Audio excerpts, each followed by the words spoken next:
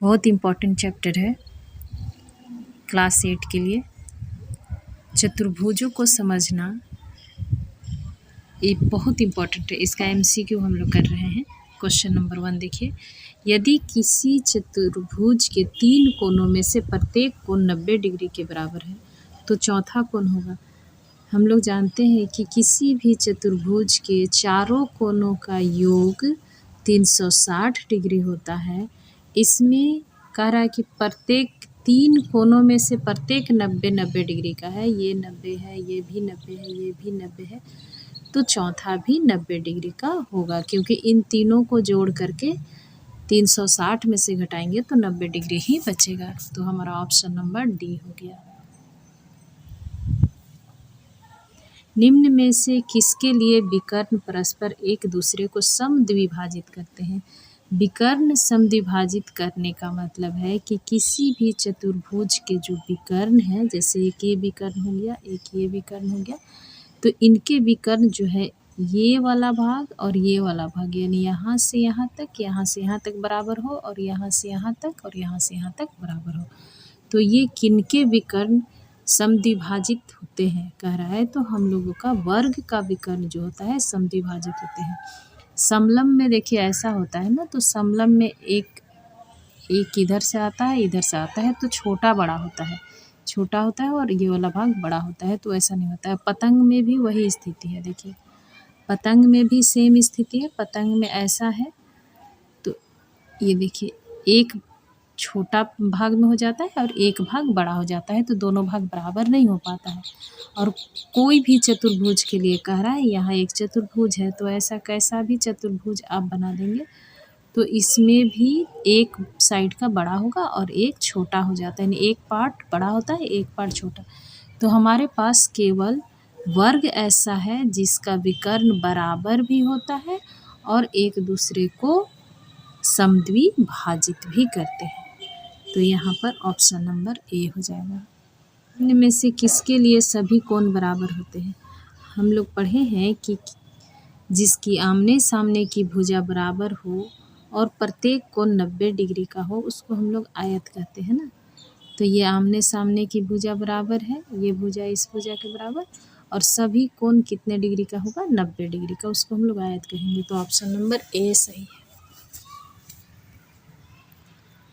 Next है, निम्न में से किस आकृति में विकर्ण परस्पर लंब होते हैं। लंब होने के लिए विकर्ण यहाँ कह रहा है कि परस्पर लंब हो। जो समांतर चतुर्भुज है, देखिए सबको बता दे रहे हैं, समांतर चतुर्भुज ऐसा है तो इनके विकर्ण एक दूसरे को समद्विभाजित करते हैं, बराबर बराबर भाग में बांटते हैं, लेकिन एक दूसरे के ऊपर 90 डिग्री का कोण नहीं बनाते हैं, तो ये तो नहीं होगा। उसके बाद देखिए समलंब कह रहा है। समलंब, समलंब क्या है, एक भुजा का युग्म समांतर होगा, बाकी दूसरा ऐसा होगा। तो यहाँ से यहाँ देखिए ये भी हमारा न तो ये बराबर में ही काट रहा है और न ही समद्विभाजित भी नहीं करना है और 90 डिग्री का कोण भी नहीं बनाता है, ये भी गया। यहाँ पतंग देखिए,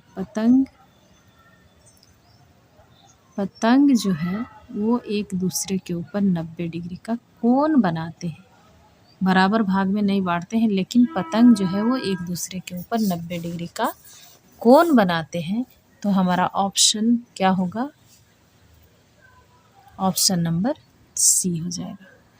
आयत के विकर्ण बराबर होते हैं, समद्विभाजित करते हैं, लेकिन एक दूसरे को 90 डिग्री पर नहीं काटते हैं। तो हमारा 4 का ऑप्शन नंबर सी हो गया, पतंग। निम्न में से किस आकृति के लिए विकर्ण बराबर होते हैं। विकर्ण बराबर के लिए हम लोग पढ़े हैं, देखिए ये समांतर चतुर्भुज है, तो ये विकर्ण लंबा हो जाता है और ये थोड़ा छोटा होता है, तो यहाँ भी बराबर नहीं होता है। यहाँ समांतर चतुर्भुज में और सम चतुर्भुज में भी वही होता है। सम चतुर्भुज में भी एक विकर्ण बड़ा हो जाता है, दूसरा विकर्ण थोड़ा छोटा हो जाता है। समलंब का आप देखिए, समलंब में भी वैसे ही होगा, बड़ा छोटा होगा, बराबर नहीं होगा। लेकिन आयत के विकर्ण जो होते हैं वो बराबर होते हैं। आयत का गुण है, आयत का विकर्ण बराबर होते हैं, एक दूसरे को समद्विभाजित करते हैं। तो ऑप्शन नंबर हमारा हो गया डी।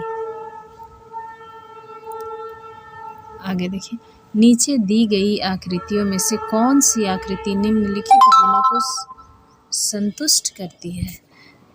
तो हमारे पास यहाँ दिया हुआ है कि सभी भुजाएं बराबर हैं। तो यहाँ देखिए आकृति में तो इसका दिख रहा है कि सभी भुजा बराबर है, सभी कोण समकोण भी है। यहाँ दिख रहा है सम्मुख भुजाएं बराबर है, यानी सामने सामने की भुजाएं बराबर। जब सभी भुजा बराबर है तो सम्मुख भुजा तो बराबर होगा ही होगा। तो ऑप्शन नंबर सी। आगे कह रहा है कि निम्न में से कौन सी आकृति नीचे लिखे गुण को संतुष्ट करता है। इसमें बराबर आसन्न भुजाओं के दो युग्म हैं। आसन भुजा मतलब बगल की भुजा, जो सटा हुआ भुजा है वो बराबर कह रहा है कि बराबर आसन भुजाओं के दो जोड़े होने चाहिए, दो युग्म होना चाहिए। ये छोटा है, ये बड़ा है, यहाँ तो बनेगा ही नहीं। यहाँ भी ये छोटा और ये बड़ा है, तो ये भी नहीं होगा। यहाँ देखिए ये और ये दोनों आसन भुजा बराबर है, और इधर से ये और ये, यानी यहाँ से यहाँ तक ये जो है वो दोनों बराबर है, दोनों आसन भुजाएं। तो हमारा ऑप्शन नंबर सी हो जाएगा। दो आसन भुजाओं का युग्म है यहाँ पर जो बराबर है। ये पतंग का आकार का है। निम्न में से कौन सी आकृति नीचे लिखे गुणों को संतुष्ट करती है। देखिए यहाँ लिखा है कि भुजाओं का केवल एक युग्म समांतर, युग्म केवल एक ही युग्म समांतर है। तो यहाँ पर देखिए ये पहला नंबर में ही दिख रहा है 8 का कि ये हमारा एक युग्म समांतर। दूसरा जो है वो धीरे धीरे ऐसे जाएगा, ऐसे जाके कहीं ना कहीं वो एक दूसरे को कट कर जाएगा। तो हमारा एक युग्म समांतर है ए, 8 का ए होगा। जैसे इसमें दोनों युग्म समांतर है, ये कहीं नहीं कटेगा। इसमें भी दोनों युग्म समांतर है, यहाँ भी दोनों युग्म समांतर है। तो हमारा यहाँ पूछ रहा है कि केवल एक युग्म समांतर होना चाहिए। तो ऑप्शन नंबर ए सही। नेक्स्ट है, निम्न में से कौन एक समांतर चतुर्भुज का गुण है। समांतर चतुर्भुज का गुण कह रहा है सम्मुख भुजाएं समांतर होती हैं। तो सही है, समांतर भुजा की सम्मुख भुजाएं तो समांतर होती हैं। तो हमारा ऑप्शन तो यही सही दिख रहा है। आगे फिर भी पढ़िए, विकर्ण परस्पर समकोण पर समद्विभाजित करते हैं। नहीं, ये गलत है, क्योंकि समद्विभाजित करते हैं लेकिन समकोण पर नहीं करते हैं। तो ये ऑप्शन गलत हुआ। विकर्ण परस्पर लंब होते हैं, नहीं, जब समकोण पर समद्विभाजित ही नहीं करते हैं तो समकोण पर नहीं आते हैं, तो यहाँ 90 डिग्री का कोण कैसे बनेगा, नहीं बनेगा। सभी कोण बराबर होते हैं, नहीं, इसके सम्मुख कोण बराबर होते हैं। समांतर चतुर्भुज का गुण है सम्मुख कोण बराबर होता है, यानी कि यहाँ ये कोण इस कोण के बराबर और ये वाला कोण जो है वो इस कोण के बराबर। सम्मुख भुजाएं समांतर, यानी ऑप्शन नंबर 1 सही है। एक चतुर्भुज में अधिक कोणों की अधिकतम संख्या कितनी हो सकती है। देखिए चतुर्भुज के चारों कोणों का योग 360 डिग्री होता है। तो इसमें यदि ऐसा हम लोग चतुर्भुज बना रहे हैं तो ये भी 90 डिग्री से ज़्यादा है, ये भी 90 डिग्री से ज़्यादा है। यदि हम लोग थोड़ा इसको और ऐसे सीधा ले जाएं और यहाँ से ऐसा करें तो और ऊपर जा कर के, तो ये कोण भी हम लोगों का 90 डिग्री से ज़्यादा हो सकता है। क्योंकि यदि मान लीजिए ये 100 है, ये भी 100 हो सकता है, ये भी 100 हो सकता है, तो 100 100 300 हो गया। और इस कोण का मान हम लोग 60 रख देंगे तो 360 डिग्री का हो जाएगा। यानी कि अधिक से अधिक 3 कोण का मान हम लोग 90 डिग्री से ज़्यादा रख सकते हैं, हो सकता है। तो ऑप्शन नंबर सी सही हो गया। किसी पंचभुज के कोणों का योग कितना होता है। किसी पंचभुज के कोणों का योग कितना होता है, आपको हम बताए थे। पंचभुज के लिए या किसी भी बहुभुज का कोण अंतर कोणों का योग निकालने के लिए एक फॉर्मूला है n-2 × 180 डिग्री। तो इसमें n जो होता है वो बहुभुज के संख्या होता है। तो यहाँ पंचभुज है यानी 5 भुजा है, 5 - 2 गुना 180, यानी कि 3 गुने 180, यानी 18 तिहाई 54, यानी 540 डिग्री। आपका ऑप्शन नंबर सी हो गया, 540 डिग्री। नेक्स्ट है, किसी षष्ठभुज के कोणों का योग कितना होगा। षष्ठभुज हो गया, सेम वैसे निकालना है। यहाँ n-2 × 180 डिग्री। n के जगह में षष्ठभुज है यानी 6 भुजा है तो 6 - 2 गुना 180 डिग्री। यहाँ हो जाएगा घट के 4 गुने 180 डिग्री यानी 8 8 चौक 72 720 डिग्री। ऑप्शन नंबर डी सही हो गया है। एक षष्ठभुज में कितने विकर्ण होते हैं? तो पहले तो षष्ठभुज बनाइए। देखिए यहाँ से एक विकर्ण, 2 और ये 3, फिर यहाँ से चालू करेंगे 4 5 6, फिर यहाँ से 7 8 और यहाँ से एक 9। तो इस तरह से 9 विकर्ण यानी ऑप्शन नंबर ए सही हो गया। यदि किसी समांतर चतुर्भुज की आसन भुजाएं बराबर हो तो वह समांतर चतुर्भुज होता है। कैसा चतुर्भुज होगा? देखिए समांतर चतुर्भुज है ये। समांतर चतुर्भुज में यदि ये और ये आसन भुजा बराबर हो जाएगा तो इसका मतलब है कि इसकी सभी भुजाएं बराबर हो जाएगी, तो ये एक समचतुर्भुज बन जाएगा। यानी कि हमारे पास समचतुर्भुज का ऑप्शन है सी नंबर। नेक्स्ट कह रहा है कि यदि किसी चतुर्भुज के विकर्ण बराबर हो तथा परस्पर समद्विभाजित करे तो वह होता है। देखिए किसी चतुर्भुज के विकर्ण बराबर हो, चतुर्भुज के विकर्ण बराबर हो और तथा परस्पर समद्विभाजित करे, तो इस तरह से हमारे पास आयत होता है और आयत के विकर्ण बराबर होते हैं पहला, और इसके समद्विभाजित भी करते हैं, 2 बराबर भाग में बांटते भी हैं। यानी किसी चतुर्भुज के विकर्ण बराबर हो तथा परस्पर समद्विभाजित करें, बराबर भी होते हैं और 2 बराबर भाग में बांटते भी हैं, तो ये हमारा आयत का गुण है। तो इस तरह से ये हमारा ऑप्शन नंबर बी हो जाएगा, आयत। निम्न में से कौन एक समान कोनिक और समबाहु बहुभुज है? समान कोनिक यानी सब कोण एक बराबर होगा और समबाहुभुज करा यानी कि भुजा भी उसका बराबर होना चाहिए और कोण भी बराबर हो। समान कोनिक मतलब सभी कोण बराबर, समान बहुभुज यानी कि समबाहु बहुभुज यानी कि सभी भुजाएं भी बराबर हो। तो इस तरह से आयत में सभी भुजा बराबर होता है और सभी कोण भी बराबर होता है। तो ऑप्शन नंबर ए सही होगा। नेक्स्ट है, निम्न में से किसमें पतंग और समांतर चतुर्भुज के सभी गुण हैं? देखिए पतंग के लिए है हमारे पास कि उसका 2 आसन भुजाओं का युग्म जो होता है वो बराबर होता है। जैसे ये है एक, और इसका एक और गुण है कि इसके विकर्ण 90 डिग्री पर एक दूसरे को काटते हैं। और समांतर चतुर्भुज में है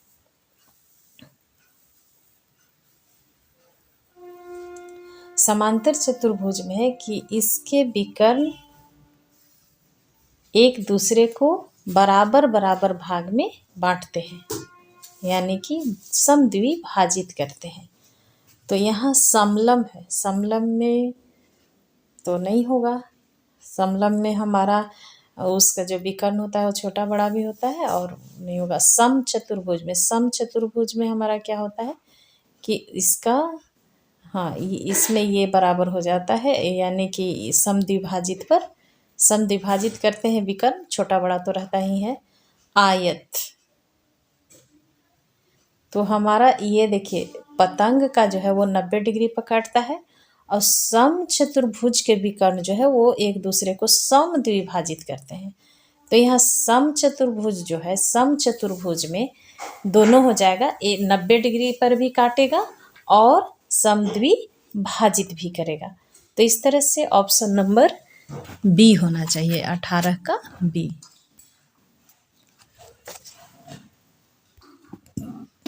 किसी चतुर्भुज के कोण दिया हुआ है 1 2 3 4 के अनुपात में, तो चतुर्भुज है इनमें सबसे छोटा कोण, तो इसमें हम लोगों के पास दिया हुआ है एक, तो एक एक्स मानेंगे, इधर 2x, यहाँ 3x और यहाँ 4x, इन सबको जोड़ करके 360 डिग्री के बराबर यानी कि 1x + 2x + 3x + 4x बराबर 360 डिग्री।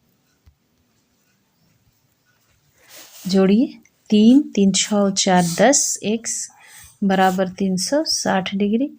0 से 0 कट गया यानी x का मान आया 36 डिग्री। पहला हमारा जो सबसे छोटा कोण है वो 1x है, तो हो जाएगा यानी 1 इंटू 36 डिग्री यानी कि 36 डिग्री। तो सबसे छोटा कोण हमारा हो जाएगा 36 डिग्री यानी ऑप्शन नंबर सी सही होगा, ऑप्शन नंबर सी। नेक्स्ट है, निम्न में से कौन किसी चतुर्भुज के अंतःकोण हो सकते हैं?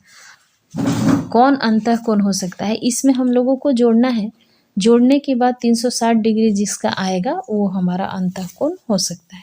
यहाँ देखिए 100 पहला में है 140 और 120 तो 260, यहाँ 360 प्लस, तो ये तो 360 से ज़्यादा हो जा रहा है, 200 एक 300 और ये भी 300 से 360 से ज़्यादा। यहाँ देखिए 40 और 70 90 60, ये तो 360 से कम हो जा रहा है, तो ये भी नहीं होगा। इसको जोड़िए 140 और 110 जोड़ 40 तो 150 हो गया।